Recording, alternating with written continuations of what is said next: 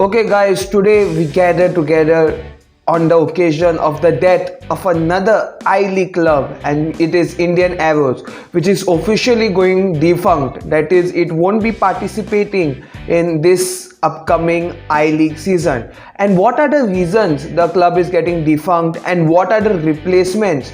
You will get shocked when you come to know what decisions the new AIFF executives have taken regarding Indian Arrows, and also the new football system that they are planning to replace Indian Arrows with. It may shock most of you all, and I'll tell you all the reasons why. But before we go into this in-depth analysis of the Indian Arrows situation and why throwing them out and starting a new system might harm Indian football more or less, that depends on you. Before that, guys, I always want to promote Indian football at the international stage, and you all can help me by just hitting the subscribe button and also liking this video. And maybe you all tell me, was the Indian Arrows project a success or a failure in all the years that it existed? Tell me in the comments down below. I want to know your opinion. Was it a huge success or was it a complete failure? I would love to know your opinion. So without any further ado, back to the video. So guys, for you all to get a good view on what I'm speaking of, the information of where the sources I'm using, I have put the Wikipedia page as the main screen and me here in the corner so that we can understand the real scene. Okay, now I would love to go in other websites like Transfer Market and all, but there we would just come to know like player value and maybe the performances. While according to me, Wikipedia has the best summary of Indian Arrows, and we can discuss about Indian Arrows situation by just reflecting through the Wikipedia. Now, of course, Indian Arrows the project started in 2010 as AIFF 11. As you know, it never came to the name Indian Arrows first. AIFF decided to start Indian Arrows as a way to get the young Indian talent players, the young best talent of Indian players together in one place, so that they can play a football and maybe coached by a proper coach so that they can develop, because this was a time when academies in India were not that relevant. So young talents who are playing for some clubs would soon see them lose their contract suddenly if the club went defunct and all, and not get a new contract from another club, because mind you, this was a time when internet also didn't exist that much. So it's not that you are a good footballer, someone sees your video and you are signed. No, nobody would know you. So basically it was scouting the best Indian young talent, getting them under one place and train them. And that was how AIFF 11, that time's Indian Arrow, was started, and it got its name in 2017. It was called Indian Arrows. Now, as Indian Arrows, they are representing not actually one state but like the full of India, but they were based in Odisha. So basically it's like kind of an Odisha club when you come to talking from which state it belongs to, but it actually represented the full of India. So for those who want a little backstory about the Indian, the Indian Arrows thing, I think Wikipedia summarizes it best. It was started because that time India's coach Bob Houghton saw that mostly the players from the under 19 and the under 23, were always playing in the bench. Basically, they were not getting any game time. They were always in the bench. The main old players were getting played more, the foreign players were getting more, and these young talents were not getting any game time. Mind you, that time the I-League was the main league in India. So starting a team with all these young players getting some valuable game time and playing some good football was exceptionally important, and that was how it was founded. You can go through all these other things, and it went defunct for some time in the 2012-13 season once his performance went exceptionally bad. So the project was stopped, right? Because if it's not doing well, if it's not reaching its goals, why put it? And also there were many people criticizing that Indian Arrows has so many young players that when you play them against some top level players. That time I-League had top level foreign players, top level main Indian players. How could you expect them to put up with that performance? And I'll show you their performances in the leagues later. So that was why it went defunct. But as you can see, it again restarted after the successfully India had hosted the FIFA 2017 Under 17 World Cup. Because after seeing this performance, it was decided that yes, India has a chance. Okay, the young players in India have the chance of playing in the top leagues in the world. So yes, we should definitely consider this to be, a future. That there is future for these players, and that is the main reason and the main point why Indian AIFF was restarted, and it got its name also in 2017. Indian AIFF, okay, and that was when we saw some amazing players also come. So now we'll talk a little about these players here. So many of people were asking what happens to all of these players. Well, they are basically now free agents because their club doesn't exist, right? They may be paid some compensation, some cash or something maximum, but all of these players are officially free agents now, which means and they can be taken up by any club, okay, for a free transfer, no payment. Even the transfer window is over, it doesn't matter, these players can still be hired, they can still be brought.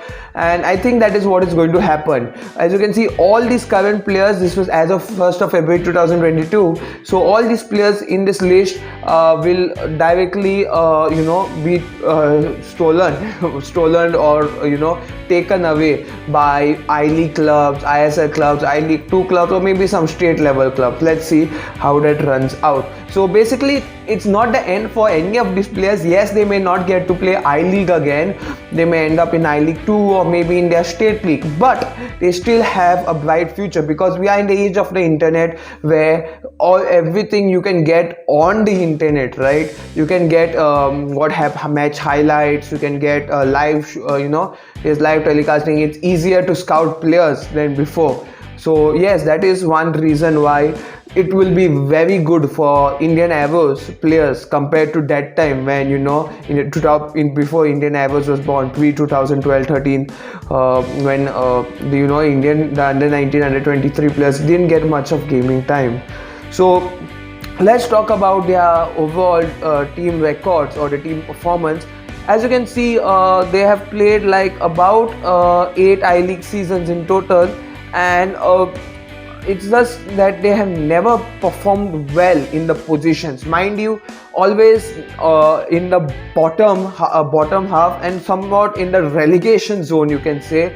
Never going above the 8th position. Just 2 times they reached the 8th position, 2010-11 when it first started, and then in the 2018-19 season again they finished 8th. So you can expect such results coming out from the Indian players, because first of all, let's agree, these players were young people, okay? It was not like they were World Cup winning players or they were some top-notch alien type of like directly level for European level trained players. No, these were normal Indian players who were trained in India, played in India, and the thing is that they only lacked experience when it came to the Indian football, okay? They lacked experience, and that is why it was obvious that they would get trashed by any I-League club that invests a lot, like Mohammedan, I think is a great example. The Mohun Bagan, East Bengal, Dempo, Salgaonkar, when they were playing, right? So it was kind of obvious. If you see, the Super Cup was there where they didn't participate. The max they reached there was in the round of 16. Okay, in the Durand Cup, once they participated group stage, and in the IFA Shield again group stage, nowhere above. So you see, the overall performance was terrifying. Okay, if you take on paper and you see a performance like this, you would question why to field such a team that is not even performing decent level enough in the ISL seasons or in the I-League. Okay, so that could be one of the reasons. Now we go to overall records. As you can see, the games played in the 2011-12 season itself, they won only 2 games out of all the 26 that they played. They won literally only 2. JJ Lal Pekru was like the last player, and that was his first season, the first season of Indian AIFF, 2010-11. JJ Lal Pekru with 13 goals, and that's it. As you can see in the rest of the seasons, no other player could even reach across the 5 goal mark. Okay, but they do, not that we say that Indian AIFF has produced no exceptional talent. Like itself, if you can see the goal scoring list, JJ Lal Peku went to have an amazing career with the Indian national team and in ISL. Vikram Pratap Singh is another player who we can of course say currently playing for Mumbai City, and also is considered a young talent. So it's not that all these players who played for them went missing. It's just that they never had a chance with Indian AIFF. Again, coming with head coaching history, we can see literally the second coach Sukhwinder Singh, who was a coach from 15 August 2011 to 7th of February 2012, had literally a 0% winning record. 0%. He didn't win literally anything with this club. Okay, and then you can see all the other coaches that came by, nobody even crossing the 35% mark. Okay, so that's the bad thing. So now what are AIFF's new solution? Okay, what are they planning to do to replace Indian AIFF? Well, I'll just explain to you all, in the most basic knowledge way possible. Indian AIFF is disbanded, so the club now doesn't exist, but the funds that were used at time to make the club, okay, to run the club, will be used to make a new league system for the youth players. Now let me explain to you all. So the main reason why the AIFF said that they can't continue Indian AIFF was because of the AFC licensing issue. So what AFC licensing is, I'll just give you the brief way of saying it.